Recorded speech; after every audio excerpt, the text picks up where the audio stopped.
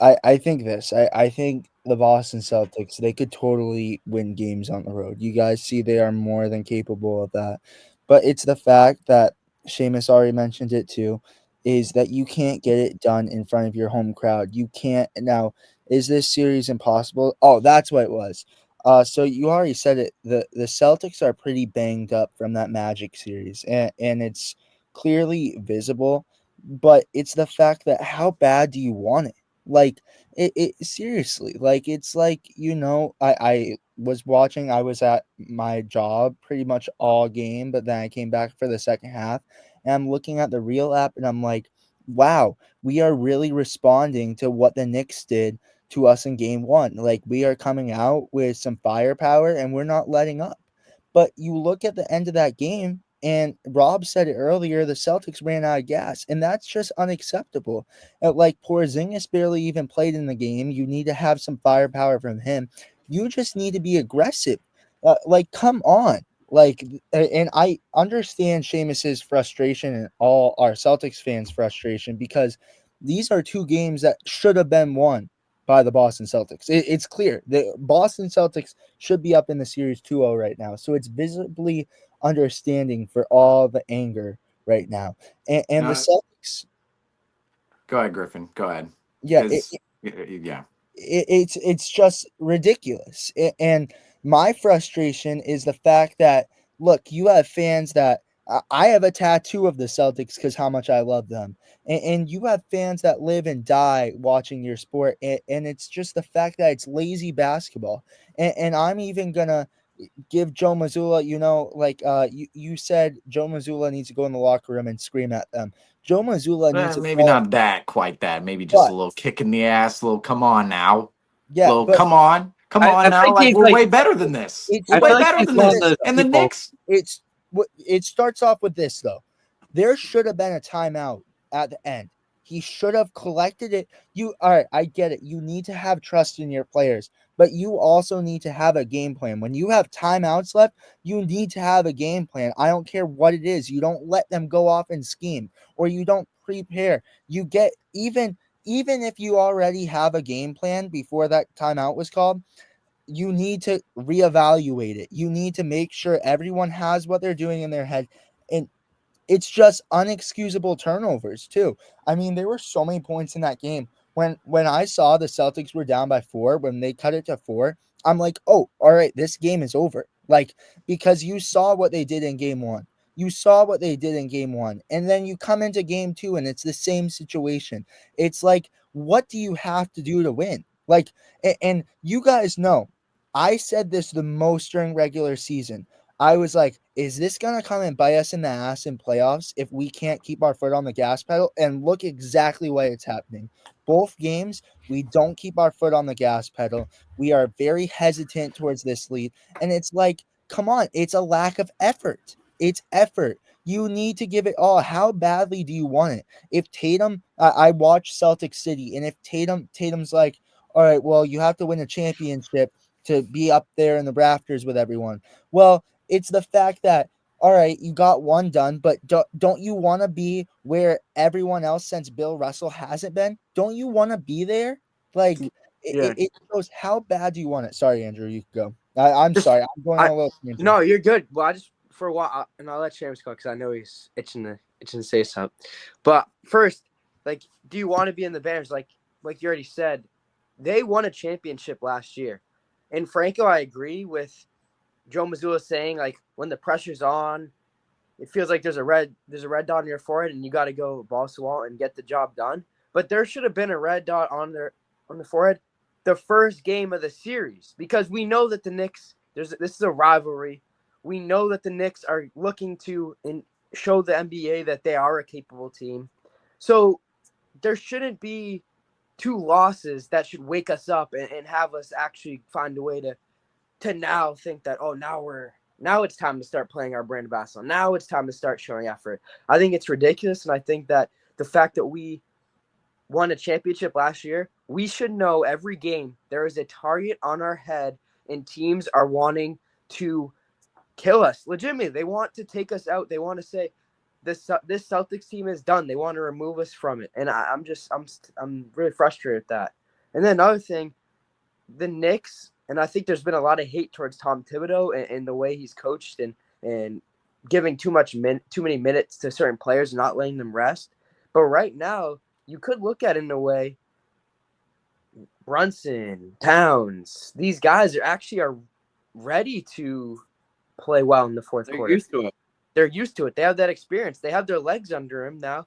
And it's showing that when Tatum and Brown have to do that, or all the Celtics have to compete with the Knicks in the final stretch of the game, the Knicks are finding ways to really shine in it because they're more conditioned. They have more experience in these moments, and they've been playing these 40 minutes high volume games. So they're just able to really, outwork the Celtics in those moments. It's a weird thing. And I'm starting to see, Tom Thibodeau's somewhat perspective. You know what? Don't just talk about it. Be about it. All right? Don't just talk about it. Be about it. I am sick and tired of this specific iteration of the Boston Celtics just riding on reputation now, okay? Riding on reputation. That's all right. Last year, the team won the finals. Great. That's awesome. That was last year. That was a year ago. Nobody cares. All right? This Knicks team didn't even exist last year at this point in time. And last year's team, let's face it, it was a cakewalk. All right? We've said this even throughout this season, analyzing this team. Last year, you faced the Heat without Jimmy Butler. You faced the Cavs without Donovan Mitchell. You faced the Pacers without Tyrese Halliburton. You faced the Mavericks with an out-of-shape Luka. 4 teams last year who 100% allowed the Celtics to cakewalk to the NBA championship and the Larry O'Brien trophy. Give the Celtics credit, no doubt. They certainly earned that trophy with some magnificent play along the way. And there were moments in the playoff run last year in which the Celtics overcame adversity, overcame moments not quite like this, but obviously some ruts in the road to come back and win that championship. But compared to the road in which is going to be the path this year for the Celtics, this year's road, this year's path, much rougher, or a lot rougher than last year. All right, the first round, the Orlando Magic put up, out of all 4 series last year, looking at the Orlando Magic this year, the Magic played the Celtics better this year than any of the 4 teams last year in the 2024 playoffs. Whether it was the Pacers, the Mavericks, the Cavs, or the Heat. The Magic played the Celtics better than all 4 of those teams last year. If the Magic were able to shoot, y'all could have been in some trouble. But exactly. And this is kind of where it's showing right now. You know what I mean? Exactly. Go ahead, Andrew. Yeah, I mean, I don't want to. I mean, I'm not. I think the Knicks, like their defense. We were going into the series thinking, yeah, maybe the Knicks defense, maybe the Magic kind of have the better matchup defensively. They're not. Magic have a little more, effort, a little more defensive, well over that. But the Knicks are showing that they can compete on the defensive end. They're showing that they're capable on that end, and they're just their intensity behind it. It just feels like they're playing for the city of New York, and they have all that grit behind them. And I just can't say that Boston has that same mentality. It just feels like we're front runners right now. No, it's the reputation riding. It's we're like we think we come out here and we should deserve this win. I was saying halfway through the game, well, part of the problem with the team this year is, they grab 20-point leads, they grab 15-point leads, and then they just do a pretty good job of going, well, we grab the 15, 20-point lead. It's time to kick our feet back and sit on our recliner because we've done enough to win this game. We've done it. We went up by 20. Was that not the goal? What are we playing? Elam ending right now? 20 again? Like, if we're playing Elam ending, the Celtics would be amazing right now. I mean, it would great. We have to make it to a certain score. The Celtics. Go ahead, Griffin. I know you want to say something here. No, I know you want time on here. I'm sorry. I'm just that's the frustrating part, and that's the part where all season I was like, bad habits, like you can't do it. And I've talked to Andrew too about this from his basketball perspective, and we could get into a long conversation with him with his college ball. It's the fact that I guarantee a lot of the bad habits start in practice and they start in regular season, and they it starts with the routine. It's the routine. Exactly. It's the intensity of the routine. You slack off, and then when you move forward to playoffs, it's the same thing. You can't change overnight. That's the thing. Playoffs elevates, and playoffs gets even harder. So those mistakes, those bad habits, shine through even more. And that's where you get hurt. And this is the thing where it upsets me. How badly do the Celtics actually want it? Because I get it. There's injuries and stuff. I get it. We're hit hard. I understand that.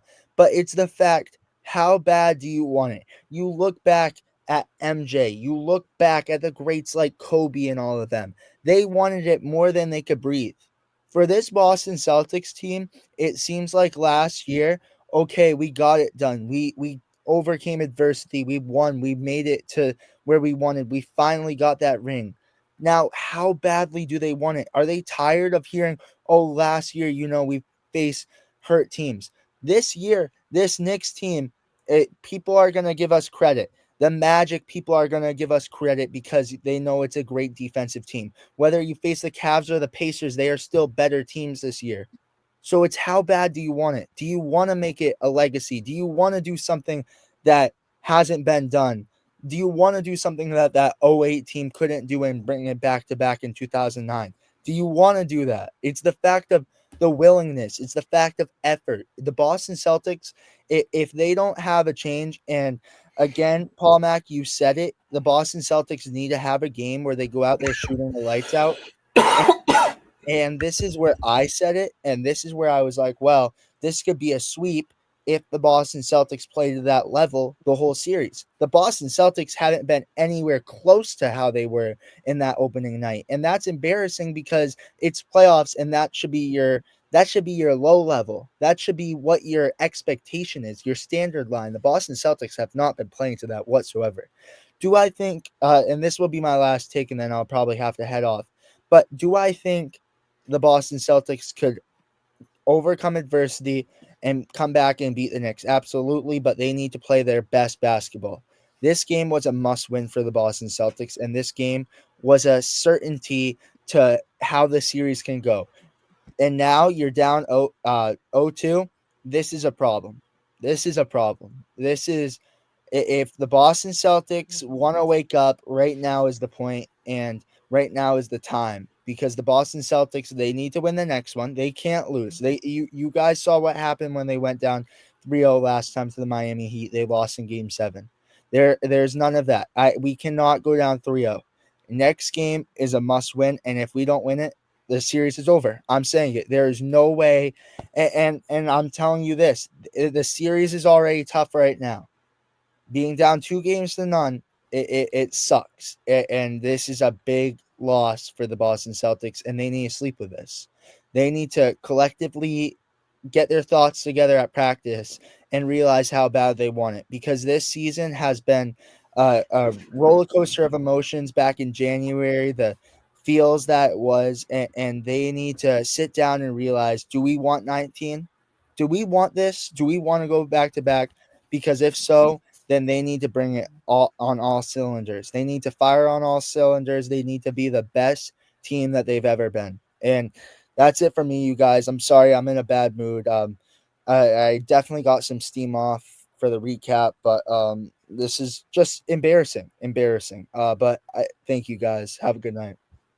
Peace, Griffin. See you later, Griffin. Well, I this is, first of all, I got to get back on this Celtics tangent real quick. This New York Knicks team is so respectable in my mind, and to me, it's like I hate the Celtics more than the Knicks right now. I mean, I don't care that the Knicks are up 2-0, and we're a Celtics broadcast here, because I have major respect for the New York Knicks. I mean, OG Anunoby, Josh Hart, Mikal Bridges in particular. I mean, we talked a lot about Towns and Brunson. Obviously, Brunson was fantastic in Game 1. And then Towns had his moments in Game 2, but it's really those three other guys who are causing a lot of hell for the Celtics: OG Anunoby, Mikal Bridges, and Josh Hart. Those guys are all players you want on your team. And I'll say this: we said coming into the series, we can't see guys like OG Anunoby and Josh Hart or Mikal Bridges. They can't be going for 25, 30-point games. Well, look at this: Josh Hart tonight, 23 points. 3 of 6 from 3, and he was 9 of 15 from the floor. In Game 1, you have OG Anunoby go for 29 points. You also have Brunson that night go for 29 points, which I believe Quincy on our program here said Brunson wasn't going to go for 30 in this series. So far, Quincy, the one guy winning the bet, the one bet we thought was actually not going to win whatsoever. Hey, you held Brunson under 30 twice, 29 and 17, but it's the rest of the guys. It's Josh Hart, Anunoby, Mikal Bridges. They're simply playing harder than guys like Jaylen Brown and Jason Tatum right now. And that is something to me that just it says something about the culture of the Celtics right now. It says something about the culture of the Celtics because right now the Celtics are 100% riding on reputation. Reputation. Oh, we won last year. Oh, the Celtics in history. We're this grit and grind ball club, and we like hustle and we like to get grimy and we like to get down to it. No, that's the New York Knicks. The New York Knicks play that way under Tom Thibodeau. The Celtics under Joe Mazzulla, they don't play that way. All right. They like to hold the historical reputation of that. They like to hold the persona of the city of Boston. Like, oh, look, we're this hard playing physical team. But the reality is this entire season, the Celtics have not been that hard playing physical team. Franco, I know you know what I'm talking about because we've been talking about this all season long. We've been talking about, this team just sometimes doesn't give their full effort, just doesn't execute to the most precise point. And that's actually another theme, another point on this team right now. But in terms of the physicality, the effort, and also the general want within a game, I believe Griffin already talked about it. But the fact the Celtics, this was a must-win game. And I'll say this, you realize, right, you come into these games, you go, oh, it's a must-win. And it feels like that after game one because, like, how could we ever go down 0-2? But here we are, down 0-2. It's completely possible the Celtics win 4 straight games and close out this series. And that's it, because that's how good the Celtics were in the first 3 quarters of both games, games 1 and game 2. They could win 4 straight games in the series. We saw them do it in the regular season. And Andrew, obviously, me and you were on the point coming into the series going, it's going to be hard to beat the Knicks 8 straight times. We didn't expect the Celtics to beat them 8 straight times. We expected the Knicks to beat the Celtics. But in these 2 occasions here, the Celtics level of effort, especially down the stretch, and it's really, I almost don't want to call it effort. It's almost pinpointed as looseness, right? Comfortability. I'd agree. Just Sloppy turnovers. It's not effort. It's arrogance at some point. Yes, Like, that's exactly what it is. It's the reputation riding. It's the we're just coming into our offensive set, and from Tatum and Brown, every single offensive set. That's the thing, is you see these motivated teams, they look completely different on offense than the Celtics right now. Because the Knicks, lack of urgency, you know. Even the Cavs, even the Cavs in that game 2 yesterday, they blew it, obviously, but Donovan Mitchell in particular on the Cavs, and obviously the Pacers in that game, they're just going hard to the rim every single time, hard to the rim, getting into their offensive sets. That's something Bill Simmons and Zach Lowe, they were talking the other day, and Zach Lowe mentioned this point, and I completely agree. It's the Celtics, they need to get into their offense sooner.